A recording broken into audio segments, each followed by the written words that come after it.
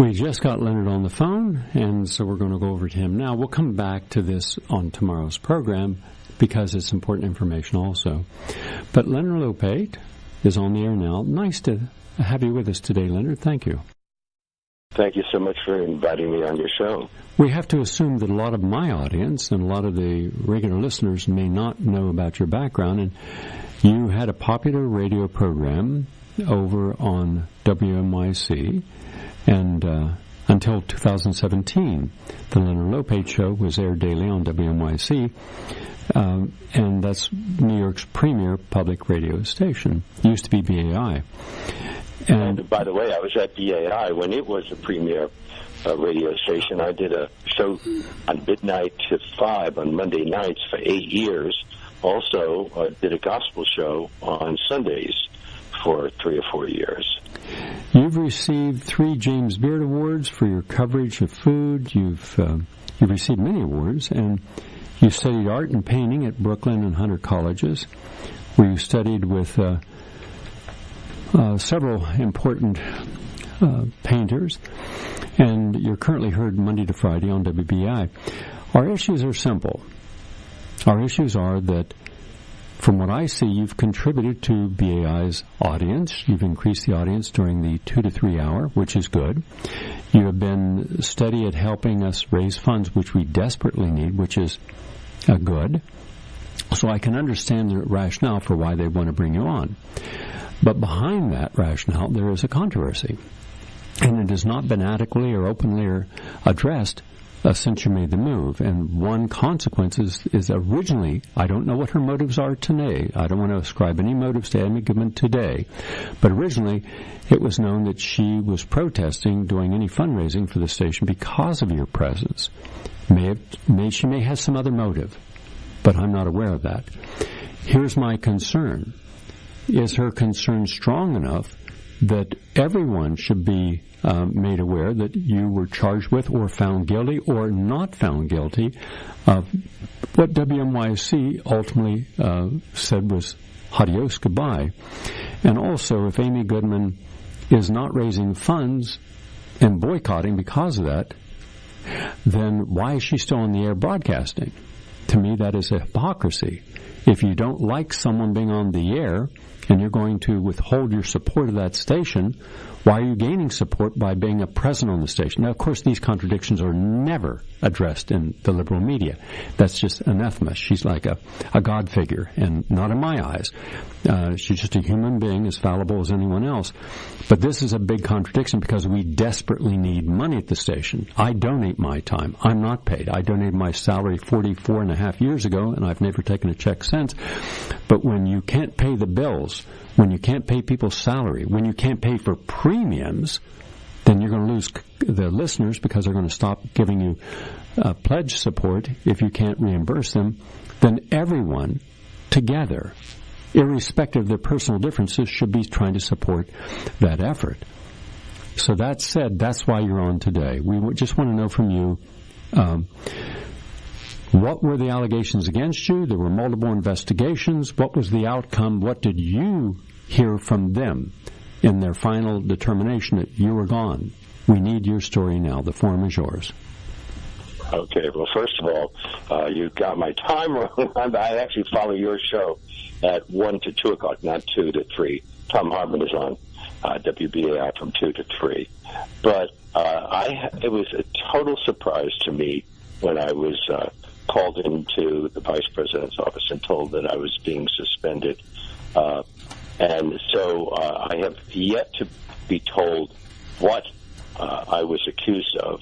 The only time when I did ask, they said, well, we have to protect the privacy of the people involved. Although it would have been interesting if they had simply said I had said this or done this, but nothing ever was said or done. The reason I didn't talk about it at the time... Continue.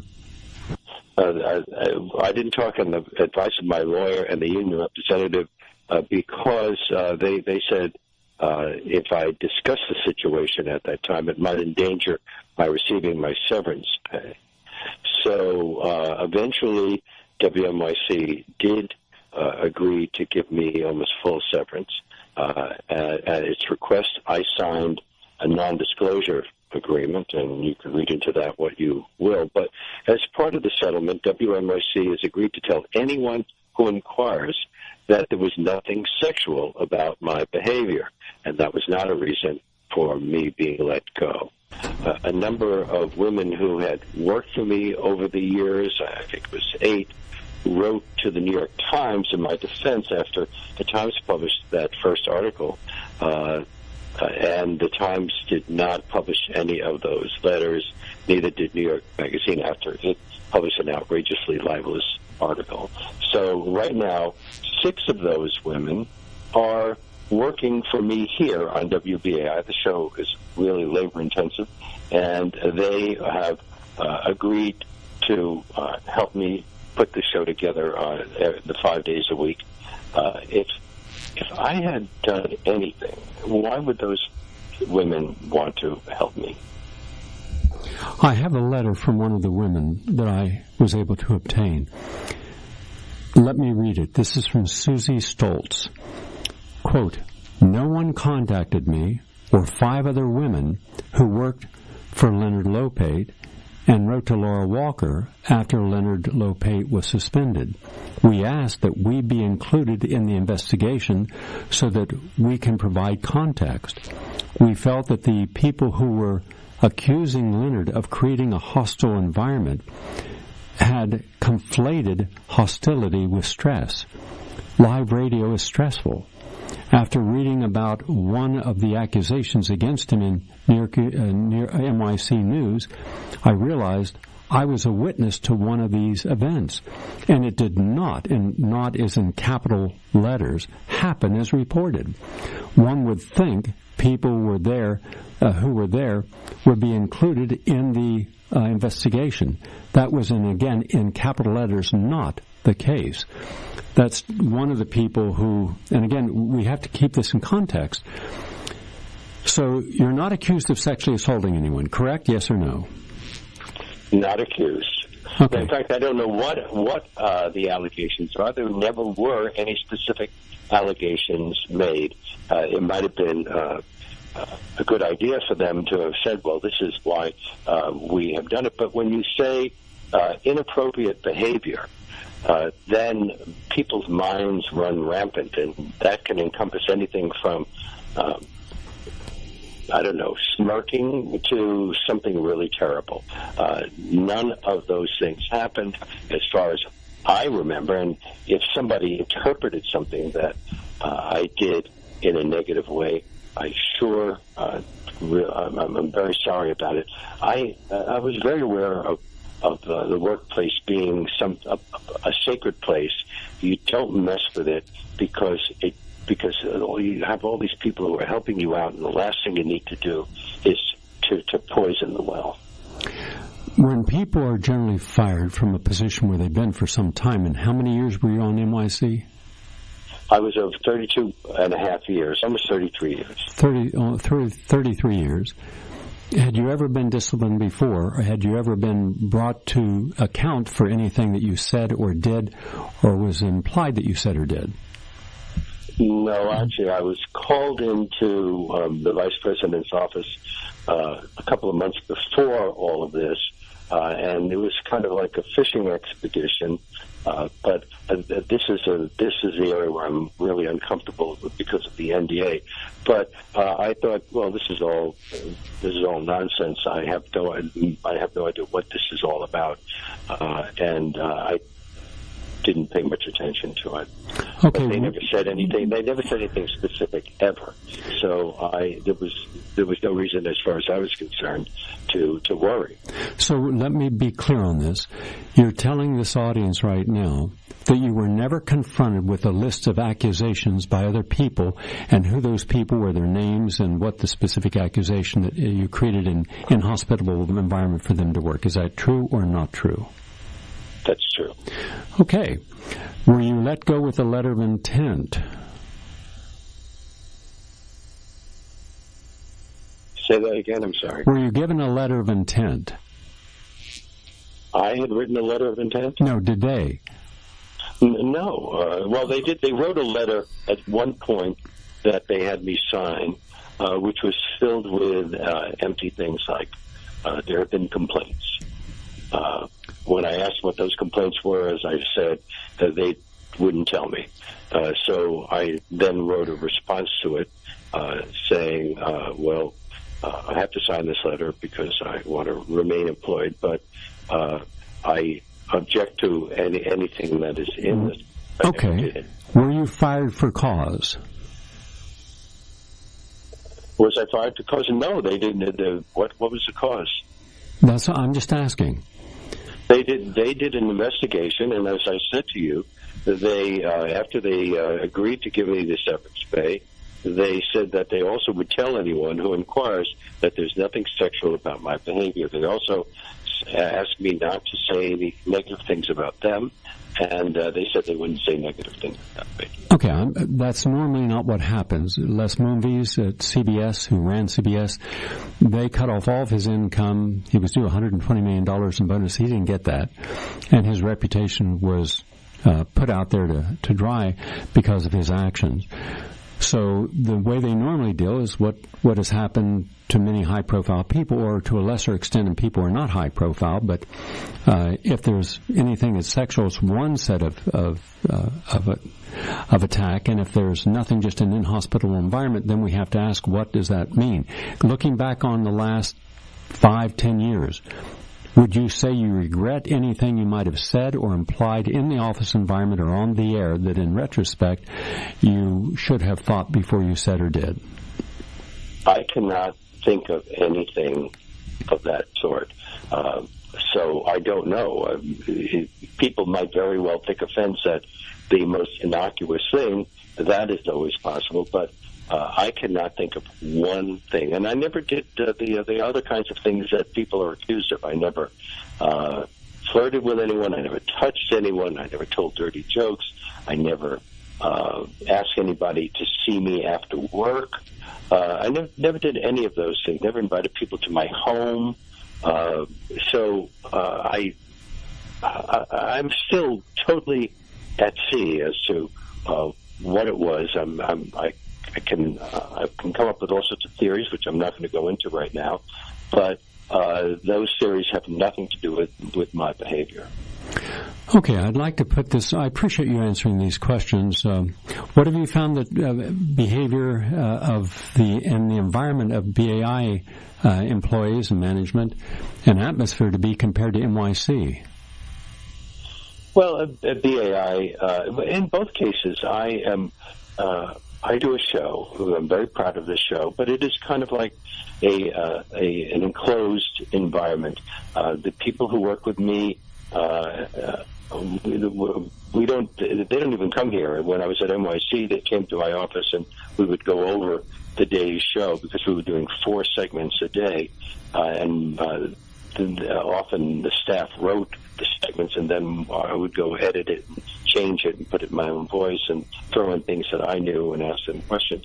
But here, it's all done through the through the internet, email, and I come in here, I do the show, and then I go home.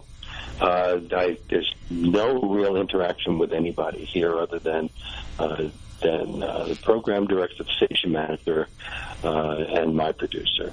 Okay, I have a question to ask you that you hopefully will answer straightforward, but I also understand that you may be resistant because of the non-disclosure agreement, which I considered it completely invalid. I would say anything I wanted to say if it meant my reputation. I wouldn't give a damn about, then let them sue you. Then they're going to get themselves into serious trouble. Do you believe, and I've actually heard this is from someone, that your firing was based upon ageism, your age, and your 80-year-old compatriot's age? Is there any validity to that at all? Well, that is one of the theories, and it makes sense to me, but I have no proof. It also was suggested that they would save a lot of money if they got rid of me because anybody they hired would make less. But I had an option. I could have sued over age discrimination, but that would have gone on for years, lawyers' fees, and you're never sure how a case like that is going to come out. I thought the best thing to do was to try to just get my severance pay and move on. And I'm sorry that it's so hard to move on, but I'm very proud of the show that I'm doing here. Thank WBAI for allowing me to do this 1-hour show here that I think is actually better than the show that I was doing at NYC, because I can go so much further in depth into topics that are important. Well, you can thank Linda for that, Linda Perry. She is Linda Perry and Bertolt Bremer. Yes. Now, I'm going to share some of my own views, not on you. I never listened to your show on NYC, but I was on NYC. In fact, I was on NYC before I came to BAI 45 years ago, and I found the environment there to be so corrupt politically that I went in, and a very nice woman who ran it, and when I left WMCA, I went over there because I was sick of commercial radio. And I had the #1 show in the afternoon in America of any radio station, and had a huge audience then, and still do. And so I wanted to be on a station where I didn't have the hassle of the politics of sponsors, etc. And she could not have been nicer. But I went into the studio, and it was virtually archaic. It looked like something out of a 1930s film. There was a squawk box in the middle of the table. You had to lean into that thing. And when I asked the engineers, I said, why don't you all have any modern equipment? And the engineers were very honest. They said, because this is all politics. The money goes to the people out there. And I said, what do you mean out there? He said, well, go out there and look in the room. And I walked around the room, and there were dozens and dozens of people not doing a thing, but all working for WNYC. And they were reading papers, doing their nails, nothing. They were political and appointees, and that was it. The no work jobs. And I said, I can't work in this environment. So I went to her and I said, I'm going to give you my, 45 days notice. I appreciate the opportunity, but I don't want to work in this environment. I'm just too honest to keep this to myself and just grin and bear it. And that's when I asked my agent, what is the worst radio station in the most need of help in the New York area? And he's WBAI. That's why I came to BAI, to try to help them, and have, and we're very happy about that. That said, PBS and NPR have what is known as the halo effect. And the halo effect is that NPR, NYC, NYE, and the other non-commercial television radio stations, these are considered higher value in their intellectual acumen and what they present, and their cultural advantages to bring the plays and opera and everything cultural better. And in some respects, that's true. But they're just as political, there's just as much opportunism as anywhere else. And I just wanted to give you an idea that because I've been on PBS, I've had the most successful program in its history as a fundraiser, How to Live Forever, up to that point. And then I've seen afterwards, walking out and being told, Gary, the audience loves you, you're our #1 hit, but you can never appear on the station again. I said, why not? He said, well, because our local board, it's made up of hedge fund and equity partners like Henry Kravitz. And they don't like you. And then in Boston, same thing was said by the program director. Great to have you here. You broke all records tonight, but you can't come back. Why? Well, because Boston has got MIT and Harvard and all the research and all the pharmaceutical companies that are here, and they don't like your message. Well, I said, well, they don't control. Oh, yeah, they control. And then you start looking at who's on the board of NYC, and we did. And we looked at all their affiliations in depth. And we have all that. Now, you may or may not have any of this information, but we do because we like doing in-depth investigations. And just to give you an idea on some of the sponsors that we're looking at and how much control they have over content, don't believe for a second they don't. You're looking at between PBS major funders, you're looking at Koch brothers, George Soros, representing the board, Chuck Hagel, our former Secretary of Defense, wonder what he's into. The Irving Group, McKinsey Group, my God, retired chairman of Alliant Energy Corporation, PR giant Burstyn Marsteller, And then you look at Purdue Pharma, and that produces OxyContin, and William Companies, hydrofracking, and Tribune Media, which required the pro-Trump Sinclair broadcast. They acquired it, making the biggest broadcasters in America. And then I look at the sponsors, and how objective can they be if you're bringing on information like I would, or any progressive would, or any liberal would, to challenge the establishment. How they're going to pick up a phone and call someone and say, don't allow that person on the air. People such as General Motors, Northwest Mutual Fund, Nordic, Cargill, Citibank, Constellation Energy, UPS, Vanguard, 3D Robotics, Amazon, Eli Lilly, Ford Motor, Aerospace Weapons, General Electric, Goldman Sachs, Microsoft, Pharma Drug Lobby, Price Waterhouse, Wells Fargo, American Cancer Association, American Natural Gas Alliance, there's your gas hydrofracking, Exxon Mobil, United Health Group, Citgo Petroleum, Pabst Brewing, American Psychiatric Association, American Psychological Association, The Economist, Intel Corporation, Philips Healthcare, Bank of America, British Petroleum, Dow Chemical, Fox Broadcasting, ConocoPhillips.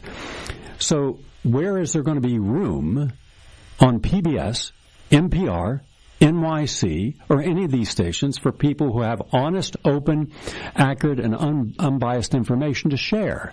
Good luck with that. Now, we're out of time, but I could go further and will on upcoming programs because I'm friends with some of the program directors, and they can tell you the horror stories that go on. So that halo effect is a pure illusion. There's as much politics, there's as much of the backbiting, and also I think the liberal community should start to regain a sense of humor because today that humor is lacking in the workplace. And if you want to see how bad it is, listen to every single morning Jock Shock. Look at every one of those shows. They're insulting, they're frequently sexist, misogynist, but they're not taken off the air. They're not criticized. Howard Stern's not criticized, and he shouldn't be. If you want to listen to him, you know what to expect. We don't want to be sanitizing everything that comes out of someone's mouth so they're afraid to say something with the idea that they'll offend someone. We became a hyper-desensitized society. We're afraid that something could be said that we will find offense with. And unfortunately, that is permeating the politically correct environment in the workplace and especially in broadcasting. And it should be re-examined so that the real issues of offensiveness are dealt with appropriately instead of the I'm offended by something you said. And the NYC has a $100 million budget, a lot of it's corporations, and 600 employees. So Leonard Lopate, thank you for coming on. We appreciate your candor and frankness. And unfortunately, Amy Goodman, I don't believe ever called you to tell her she had an issue with you and to sit down privately so she could ask the questions that she was concerned about that have kept her, at least initially. I don't know what her motives are now. But from going off the air as far as as far as fundraising, but staying on the air, that's rather selfish. I believe it's her right not to fund drive. But if anyone else, any other employee, including you, Leonard, or myself, if we refuse to raise money for the station, we'd be fired within an hour. So, well, first of all, I would never refuse to try to raise money for WBAI. I think it's one of the most important institutions in broadcasting, or at least potentially, and we want to keep it going. I agree. But why is there a double standard? Anywhere else, the left will call out a double standard. Double standard in arrest, double standard in prison sentences, double standard in how a banker is dealt with versus an average Joe. We shouldn't have double standards. So if we're all held accountable, there shouldn't be someone who says, I'm not going to pitch because I don't like something, but I'm not going to talk with that person and bring my grievance to them, see if I'm misguided, misaligned with the facts. From what you've told us, if you're completely honest with what you've told us, then there should be a conversation between you and Amy Goodman so that she will come back and help the station. Otherwise, be completely ethical, Amy, and boycott the station, which is your right, and go off the air. I'm Gary Null. This is one place we're not going to blink because of someone's popularity and the power of politics in the fetid environment, a Pacific cesspool. Have a nice day, everyone.